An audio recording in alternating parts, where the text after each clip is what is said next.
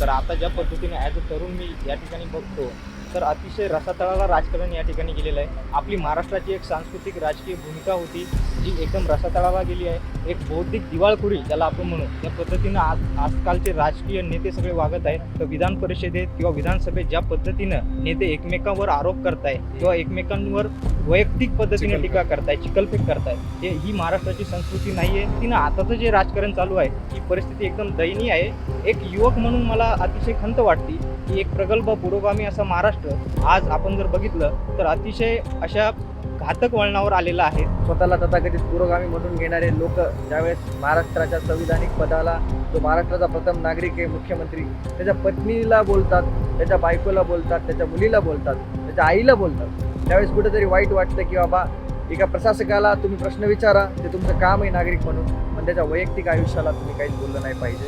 एवढ्या खालच्या स्तराचं राजकारण केलं आहे. एकमेकांच्या वैयक्तिक आज माननीय मुख्यमंत्री महोदयांच्या पत्नीवर टीका केली जाते. हे कुठल्या तरी खालच्या स्तराचं राजकारण आहे. ज्या पद्धतीचं राजकारण चाललंय त्याबद्दल तुला तरुण म्हणून काय वाटतं? राजकारणात जर बोलायचं झालं तर आता ज्या पद्धतीने ॲज अ तरुण मी या ठिकाणी बघतो, तर अतिशय रसातळाला राजकारण या ठिकाणी गेलेलं आहे. आपली महाराष्ट्राची एक सांस्कृतिक राजकीय भूमिका होती, जी एकदम रसातळाला गेली आहे. एक बौद्धिक दिवाळखोरी ज्याला आपण म्हणू, त्या पद्धतीनं आजकालचे राजकीय नेते सगळे वागत आहेत. कुठंतरी वाचनाचा अभाव किंवा प्रगल्भता जी आहे ती आता मला दिसत नाही.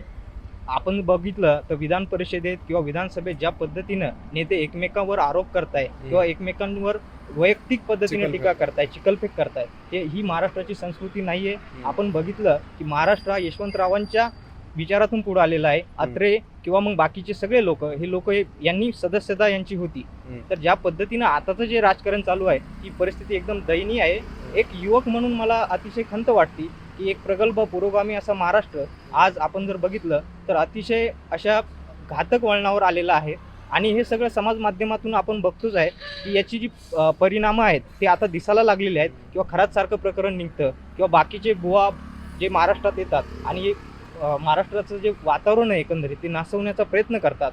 ही त्याची मला वाटतं त्याची परिणाम आहेत की इथल्या नेत्यांचीच एकूण प्रगल्भता गेलेली आहे. आणि त्याचंच कारण म्हणून हे जे सगळे बुवाबाजी किंवा हे जे सगळं थोतान महाराष्ट्रावर लादल्या जाते, याला कुठंतरी कारणीभूत महाराष्ट्रातील नेतेच आहे. आणि त्यांची कमी असलेली प्रगल्भता मी म्हणेल याला कारणीभूत. महाराष्ट्रापुढचे जर चॅलेंजेस सगळ्यात 5 मोठे कुठले सांगायचे असलं तर काय वाटतं? मला तर पहिलं हेच कारण वाटतं की महाराष्ट्राने आपली जो सांस्कृतिक एक जी संस्कृती होती, एक आपण म्हणून कल्चरल एन्क्रोचमेंट, जे आपलं सामाजिक किंवा कल्चरल वसाहतवाद जो महाराष्ट्रावर लादण्यात आलेला आहे, ती सगळ्यात मोठी मला असं वाटतं की महाराष्ट्र कुठंतरी आपलं एक कल्चर किंवा एक विचार विसरलेला आहे. दुसरी अशी की महाराष्ट्रावर जे आताचं जे संकट आहे ते संकट म्हणजे की पाणी प्रश्नावर महाराष्ट्रामध्ये किंवा मराठवाड्यामध्ये अजूनसुद्धा काही टँकर वगैरे चालू आहेत, पण याबद्दल अजूनही ठोस किंवा कोणी बोलताना दिसत नाही. तिसरा असा मुद्दा आहे की शेतकरी आत्महत्या.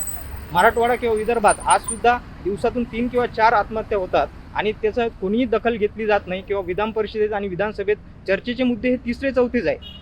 आणि चौथा असा मुद्दा माझ्यासाठी महत्त्वाचा आहे की महाराष्ट्राची शैक्षणिक पातळी एकदम घसरलेली आहे. इथले जे पब्लिक इन्स्टिट्यूशन्स आहेत, सरकारी जितके पण युनिव्हर्सिटीज आहेत, त्यांची जर पातळी बघितली ती एकदम रसातळाला गेली आहे. याउलट राज्यकर्त्यांनीच प्रायव्हेट इन्स्टिट्यूट काढून त्यांनी तिथं भर देण्यावर जास्त लक्ष दिल्यामुळे महाराष्ट्रातले जे पब्लिक इन्स्टिट्यूट आहे किंवा जे सरकारी इन्स्टिट्यूट आहे त्यांची पातळी एकदम घसरलेली आहे. सुरू आहे आता आपण बघितलं असं राजकारणाचा स्तर घसरलाय असं सांगतात महाराष्ट्र दिनाच्या निमित्तानं पुढाऱ्यांना काय सांगायचं?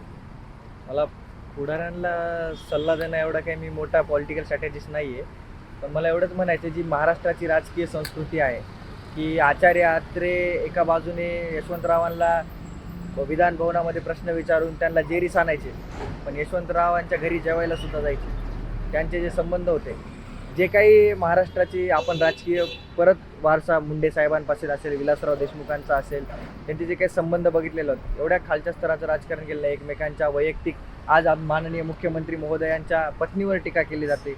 हे कुठल्या तरी खालच्या स्तराचं राजकारण आहे. आज ह्या ठिकाणी काही स्वतःला तथाकथित पुरोगामी म्हणून घेणारे लोक ज्यावेळेस महाराष्ट्राच्या संविधानिक पदाला जो महाराष्ट्राचा प्रथम नागरिक आहे मुख्यमंत्री, त्याच्या पत्नीला बोलतात, त्याच्या बायकोला बोलतात, त्याच्या मुलीला बोलतात, त्याच्या आईला बोलतात, त्यावेळेस कुठेतरी वाईट वाटतं की बाबा एका प्रशासकाला तुम्ही प्रश्न विचारा, ते तुमचं काम आहे नागरिक म्हणून, पण त्याच्या वैयक्तिक आयुष्याला तुम्ही काहीच बोललं नाही पाहिजे. तुम्ही त्याला संविधानिक मार्गाने काय त्याचा विरोध करायचा ते केला पाहिजे, पण त्याला शिवीगाळ हा कधीच केला नाही पाहिजे. आणि आताची जी परिस्थिती पाहतो आपण, अशोक करात वगैरे, अशोक करातकडे हे सांगली जिल्ह्यातले नेते, काही मंत्री राहिलेले लोक गेलेले आहेत, आपल्याला दिसायला भेटतं. काही लोकांनी रक्तानं आंघोळी केलेल्या आहेत तिथं. अशा हे आघोरी लोक स्वतःला गांधी नेहरूंचे वारसा चालवणारे म्हणून घेतात, पुरोगामी महाराष्ट्राचे वाहक म्हणतात. अशा आघोरी लोकांच्या हातामध्ये आपण त्या काळी सत्ता दिली होती. आता सुद्धा काही त्याच्यामध्ये त्या लोकांचा समावेश असेल, पण अशा लोकांना आपण टाळलं पाहिजे आणि सुशिक्षित चांगला उमेदवार निवडून दिला पाहिजे, जो की या विज्ञानवादी देशाचा पाया असेल आणि खरा भारताचा शिल्पकार असेल.